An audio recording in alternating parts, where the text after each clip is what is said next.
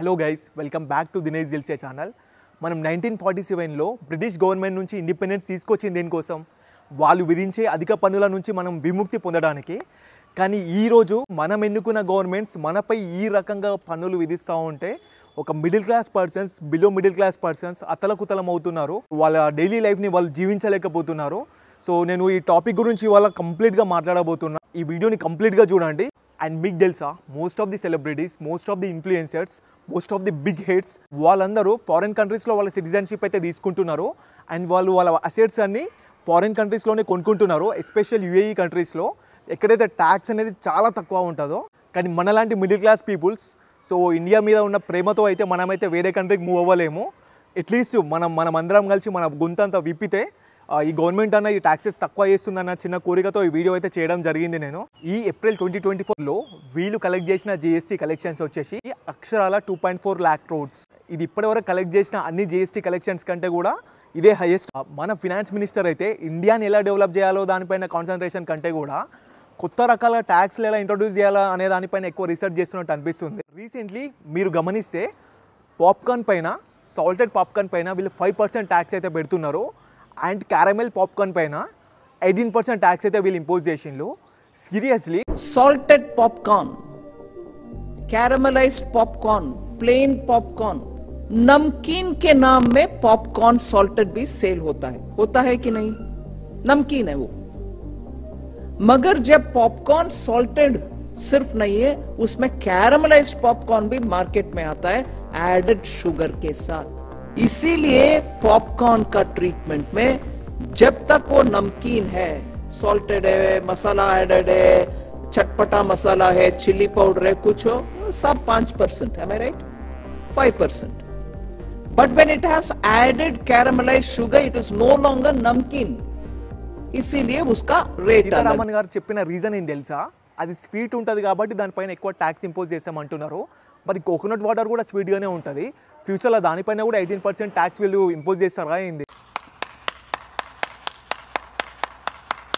ఇప్పటివరకు మనం కార్ కొన్నప్పుడు మాత్రమే ట్యాక్స్ పే చేస్తుండే.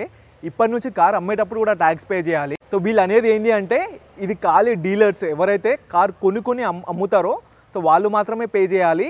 ఇది ఆ ప్రాఫిట్ మార్జిన్ పైన 18% అంటున్నారు. लाख में खरीदा, 9 लाख में बेच रहे हैं सेकेंड हैंड यूज्ड व्हीकल के नाम पर. On the margin is only this 18% is being put, as would be for any used car. So it is on the margin, not on the entire amount at which the car is being sold. See guys, simple thing. ఇప్పుడు వాళ్ళు 18% tax pay చేయాలి అంటే ఇప్పుడు మనం వెళ్ళి వాళ్ళ దగ్గరనే అమ్ముతాం. సో అటువంటప్పుడు వాళ్ళు ఈ పైసలు కూడా అమ్మే వాళ్ళ దగ్గరనే ఛార్జ్ చేస్తారు కదా. సింపుల్గా గవర్నమెంట్ మనల్ని బక్రా ఇద్దామని చూస్తుంది.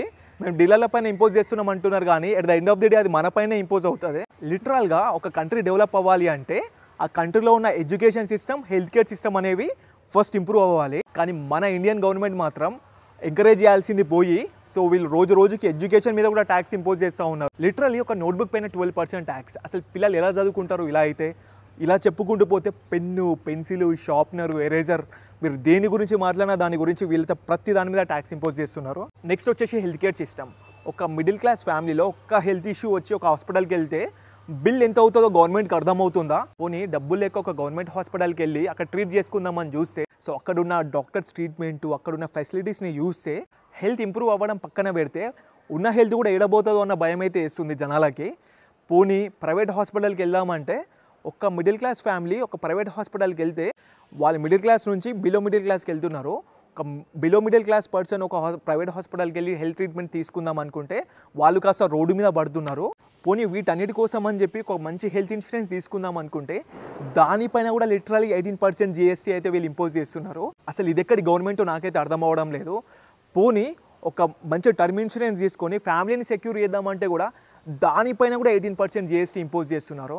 సరే, ప్రశాంతంగా తిందామంటే కూడా చపాతీ పైన 5% ట్యాక్స్, పరోటా పైన 18% ట్యాక్స్ అంట. పోనీ తినే ఫుడ్ ఎక్స్పెన్సివ్ ఉంది అని చెప్పి మంచినీళ్ళు తాగి బతుకుదామన్నా కానీ ప్యాకేజ్ డ్రింకింగ్ వాటర్ పైన 12% జిఎస్టీ. అండ్ మీకు తెలుసు సో గవర్నమెంట్ నుంచి వచ్చే నల్లల నుంచి వచ్చే వాటర్ ఎంత క్లీన్గా ఉంటాయో. పోనీ ఒక ప్యూరిఫైర్ ఇన్స్టాల్ చేసుకుందాం అనుకుంటే దానిపైన 18% జిఎస్టీ ఇంపోజ్ చేస్తున్నారు. ఒక మిడిల్ క్లాస్ ఫ్యామిలీ రూపాయి సేవ్ చేసుకొని పోనీ ఒక మంచి ఇన్వెస్ట్మెంట్ చేసుకుందాము, ఒక అట్లీస్ట్ ఒక సేఫ్ ఇన్వెస్ట్మెంట్ ఎఫ్డీలో ఇన్వెస్ట్ చేద్దామన్నా కానీ దానిపైన ఆల్మోస్ట్ 30% ట్యాక్స్ అయితే ఇంపోజ్ చేస్తున్నారు.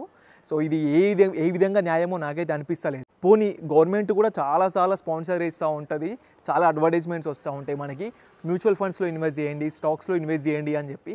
పోనీ మ్యూచువల్ ఫండ్స్లో ఇన్వెస్ట్ చేద్దామన్నా కానీ షార్ట్ టర్మ్ క్యాపిటల్ గెయిన్ వచ్చేసి 20% and long term capital gain వచ్చేసి 12%. సరే, ఒకవేళ స్టాక్ మార్కెట్లో ప్రాఫిట్ వస్తే వీళ్ళు ఇవన్నీ తీసుకుంటామంటున్నారు, మరి ఒకవేళ లాస్ వస్తే వీళ్ళు ఏమైనా రూపాయినా బియర్ చేస్తారా? లాస్ వస్తే కంప్లీట్గా మనం బియర్ చేయాలి, ఒకవేళ ప్రాఫిట్ వస్తే మాత్రం గవర్నమెంట్ ఎగరేసుకొని వెళ్ళిపోతుంది.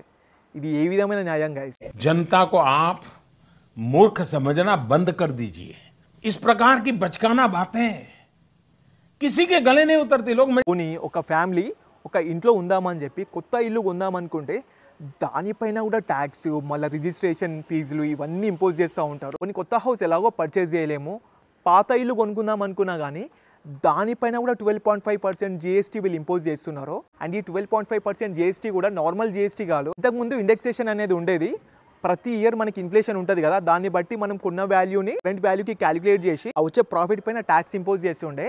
బట్ ఇప్పుడు అలా కాదు, ఇండెక్సేషన్ మొత్తం తీసేసిండ్రు. ఇండియాలోనే 1.4 crore పీపుల్లో టోటల్గా ట్యాక్స్ పే చేసేది జస్ట్ 1.6%.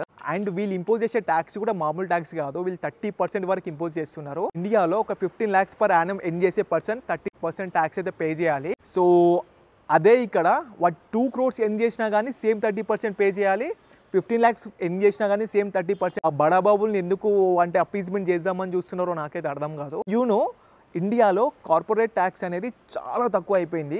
2014 వరకు మన దగ్గర ఇన్కమ్ ట్యాక్స్ కంటే కూడా కార్పొరేట్ ట్యాక్స్ అనేది గవర్నమెంట్ ఎక్కువ వసూలు చేసేది. బట్ 2014 నుండి వీళ్ళు ఇన్కమ్ ట్యాక్స్ అనేది ఎక్కువ వసూలు చేస్తూ ఉన్నారు, కార్పొరేట్ ట్యాక్స్ అనేది చాలా తక్కువ చేసిండ్రు. లిటరల్గా వీళ్ళు మిడిల్ క్లాస్ పీపుల్ రక్తాన్ని తాగుతున్నారు. ఇక్కడ ఒక చిన్న లాజిక్ ఉంది గైస్, వీళ్ళు కార్పొరేట్ ట్యాక్స్ తక్కువ చేయడానికి రీజన్ ఏం తెలుసా? వీళ్ళకి కార్పొరేట్ ట్యాక్స్ ఎక్కువ చేస్తే వీళ్ళు తీసుకెళ్ళి వీళ్ళ మెయిన్ బ్రాంచెస్ని తీసుకెళ్ళి వేరే కంట్రీస్లో పెడుతున్నారు, అప్పుడు వచ్చే పైసలు కూడా రావు కదా అని చెప్పి వీళ్ళ భయం. అట్లాంటి ఏంది, ఇప్పుడు normal people middle class people కూడా మరి వేరే కంట్రీలలో బతకాలా, అప్పుడే వీళ్ళు మన ట్యాక్సెస్ని తక్కువ చేస్తారా? అసలు నాకైతే ఇది ఇల్లాజికల్ అనిపిస్తుంది. అండ్ ఈ కార్పొరేట్ ట్యాక్స్ పే చేసే వాళ్ళు కూడా వాళ్ళు జిఎస్టీని క్లెయిమ్ చేసుకోవచ్చు, వాళ్ళకి ఇంకా ఆప్షన్ కూడా ఉంది. సో మనకైతే ఆ ఆప్షన్ కూడా లేదు, మనం ఇన్ని జిఎస్టీలు పే చేస్తున్నా కానీ రూపాయి కూడా క్లెయిమ్ చేసుకోవడానికి అయితే ఆప్షన్ లేదు. అండ్ గైస్, ఇప్పుడు కరెంట్ ఇన్ఫ్లేషన్ రేట్ వచ్చేసి 5.4% ఉంది. And IT employees annual hikes వచ్చేసి యావరేజ్గా 4% ఉంది. ఐటీ ఎంప్లాయీస్ 4% ఉంది అంటే వేరే సెక్టార్స్లో ఎంత దారుణంగా ఉంటుందో మీరైతే ఒకసారి ఊహించుకోవచ్చు. 1%, 2% అంతకంటే తక్కువ హైక్స్ కూడా ఉన్నాయి. ఇన్ఫ్లేషన్ ఏమో 5 to 6% రేట్తో గ్రో అయితేనే ఉంది, మన శాలరీలు ఏమో ఆ రేంజ్లో అయితే గ్రో అవ్వడం లేదు. ఆ పైన మళ్ళీ గవర్నమెంట్ మన పైన ట్యాక్స్ ఇంపోజ్ చేసి 20%, 30% ట్యాక్స్ అయితే తీసుకొని వెళ్ళిపోతుంది. మళ్ళీ దాంతోపాటు మన పైన ఇండైరెక్ట్ ట్యాక్సెస్ ఇవన్నీ జిఎస్టీలు, ఎక్సైజ్ డ్యూటీలు, సర్వీస్ ట్యాక్స్లు ఇవన్నీ ఎట్లాగో ఇంపోజ్ చేస్తూనే ఉంటారు. చాలా మంది దీని గురించి ఆలోచించారు, కానీ ఇండియాలో ఫుడ్ ఇన్ఫ్లేషన్ అనేది చాలా ఘోరంగా ఉంది.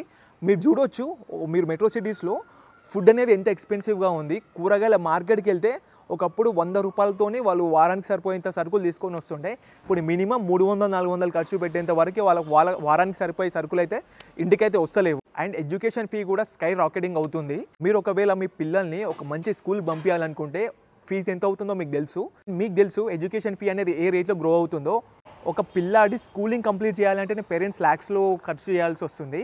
తర్వాత వాళ్ళని ఇంటర్మీడియట్ చదివించాలన్నా, ఆ తర్వాత ఇంజనీరింగ్ చదివించాలన్నా, ఎంబీబీఎస్ చేయించాలన్నా కానీ ఇది కోట్లలో వెళ్ళిపోతుంది. మిడిల్ క్లాస్ పర్సన్ వాళ్ళకు వచ్చే శాలరీలతో, వాళ్ళకు వచ్చే ఇప్పుడు కరెంట్ హైక్లతో, మళ్ళీ ఇవన్నీ ఇన్కమ్ ట్యాక్స్లు, జిఎస్టీలు ఇవన్నీ పే చేసిన తర్వాత సో వాళ్ళు ఏం సేవ్ చేయగలుగుతారు, వాళ్ళ పిల్లల్ని ఎలా చదివించగలుగుతారు? గైస్, మీకు తెలుసా, ఇప్పుడు ఈ కరెంట్ క్వార్టర్ జీడిపి వచ్చేసి 5.4%. ఇది లాస్ట్ క్వార్టర్ జీడిపి కంటే కూడా తక్కువ, అది 6.7%.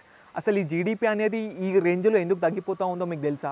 జీడిపి అనేది ఇంత తగ్గిపోవడానికి మెయిన్ రీజన్ వచ్చేసి పర్సనల్ కన్సంప్షన్ అనేది ఘోరంగా తగ్గిపోతుంది. అసలు ప్రజల దగ్గర డబ్బులే లేనప్పుడు వాళ్ళు ఎలా ఖర్చు పెట్టగలుగుతారో, ఇండియాలో ఉన్న మోస్ట్ ఆఫ్ ది కంపెనీస్ వాళ్ళ సేల్స్లో గ్రోత్ అనేది తగ్గిపోతుంది అని చెప్పి ఆల్రెడీ మనకి వార్నింగ్స్ అయితే ఇస్తున్నాయి. అసలు ఇవాళ రేపు జనాల చేతిలో 10 రూపాయలు మిగిలే సిచ్యువేషన్ అయితే నాకైతే కనిపిస్తలేదు. ఇప్పుడు చేతిలో పైసలు మిగిలింది వాళ్ళైతే ఎలా స్పెండ్ చేస్తారు, వాళ్ళ జీడిపిని ఎలా గ్రో చేయగలుగుతారు? గైస్, ఇక్కడ చాలా స్పెక్యులేషన్ జరుగుతూ ఉన్నాయి. ఇప్పుడు February 1, 2025 బడ్జెట్లో నిర్మలా సీతారామన్ గారు అయితే ఇన్కమ్ ట్యాక్స్ తక్కువ చేయబోతున్నారు అని చెప్పి కొన్ని స్పెక్యులేషన్స్ అయితే వస్తున్నాయి. సో నాకైతే నమ్మకం లేదు, ఎందుకంటే ఎలక్షన్స్ అనేటివి ఇంకా ఇప్పుడు 4 years తర్వాత ఉంటాయి. సో వాళ్ళు ఇప్పటికైతే జనాలపైన బర్డెన్ తగ్గియాలని వాళ్ళైతే అసలు ఆలోచించారు. అండ్ ఇది మనకు కొత్త ఏం కాదు, ప్రతి బడ్జెట్ సమావేశం ముందు సో గవర్నమెంట్ ఏదో చేయబోతుంది, మిడిల్ క్లాస్ పర్సన్స్కి ఈ బెనిఫిట్ ఇవ్వబోతుంది అని చెప్పి ఇది చాలాసార్లు వచ్చే స్పెక్యులేషనే. సో నాకైతే పెద్ద ఊరట వస్తుందని నాకైతే అనిపిస్తలేదు. సో మీరేమనుకుంటున్నారు, మీ ఒపీనియన్ ఏంటో కామెంట్ సెక్షన్లో చెప్పండి. సో నేను కూడా తెలుసుకుందాం అనుకుంటున్నాను. అండ్ ఎవరైనా గవర్నమెంట్ని క్వశ్చన్ చేసినప్పుడు మీరు ఇంతింత ఇన్కమ్ ట్యాక్స్లు ఎందుకు వసూలు చేస్తూ ఉన్నారు, ఇంతింత జిఎస్టీలు ఎందుకు వసూలు చేస్తూ ఉన్నారు, ఇంతింత ఎక్సైజ్ డ్యూటీలు ఎందుకు వసూలు చేస్తున్నారు అని అడిగితే వాళ్ళు చెప్పే ఆన్సర్ ఏంటి అంటే, ఇప్పుడు ఈ కంట్రీని రన్ చేయాలంటే మాకు కూడా డబ్బులు కావాలి కదా అని చెప్పి. ఈ డబ్బులన్నీ ఏం చేస్తున్నారు, ఇప్పుడు మాకైతే ఆ రిజల్ట్ కనిపించాలి కదా. యాజ్ ఏ కామన్ మ్యాన్ ఇప్పుడు నేను 30% ఆఫ్ ట్యాక్స్ పే చేస్తున్నా. సో నాకైతే ఆ డెవలప్మెంట్ కనిపిస్తలేదు కదా. ఇప్పుడు రోడ్డుకి గుంతలు, ఎవరైనా ఇండియన్ రోడ్స్ పైన నడపాలంటే వాళ్ళకైతే గట్స్ ఉండాలి. నేను ఉండేది హైదరాబాద్లో one of the posh area. And నా ఏరియాలో ఒక్కొక్క రోడ్ని చూస్తూ ఉంటే నాకే ఆ భయం వేస్తూ ఉంటుంది. సో ఆ గుంతల్ని చూస్తూ ఉంటే, వాటిని డెప్త్ని చూస్తూ ఉంటే, మెయిన్ రోడ్ల గురించి తెలుసు సో ఎంత దరిద్రంగా ఉంటాయో. ఈ దరిద్రమైన రోడ్ల వల్ల ఎంతమందికి యాక్సిడెంట్స్ అవుతూ ఉన్నాయి, ఎంతమంది మ్యాన్ హోల్స్లలో పడిపోతూ ఉన్నారు. సో గవర్నమెంట్కి ఇవేం కనిపించవు కానీ సో ట్యాక్స్ కొత్త ట్యాక్స్లు ఇన్వెంట్ చేస్తూ ఉంటారు. And that's it for this video guys. So నాలో ఉన్న ఫ్రస్ట్రేషన్ మొత్తం ఇవాళ వీడియోలో పెట్టేసిన నేను. ఈ ట్యాక్సేషన్ బాధలన్నీ విన్న తర్వాత సో మీ ఒపీనియన్ ఏంటి, మీరు ఏమనుకుంటున్నారు? మీరు గవర్నమెంట్ ఈ ట్యాక్స్ని పెంచడాన్ని మీరు ఎంకరేజ్ చేస్తారా? సో మీరు సాటిస్ఫైడ్గా ఉన్నారా మీ ఏరియాలో ఉన్న రోడ్లకి, మీకు వచ్చే ఫెసిలిటీస్కి? సో మీ ఒపీనియన్ ఏంటో కామెంట్ సెక్షన్లో పెట్టండి. అండ్ నేను ఈ వీడియోలో పెట్టిన ఎఫర్ట్స్ మీకు ఏమాత్రం నచ్చినా కానీ తప్పకుండా లైక్ చేయండి, కామెంట్ చేయండి, షేర్ చేయండి. And please subscribe to my channel. And ఇంకేం చెప్పగలుగుతా, thanks for watching my video. See you.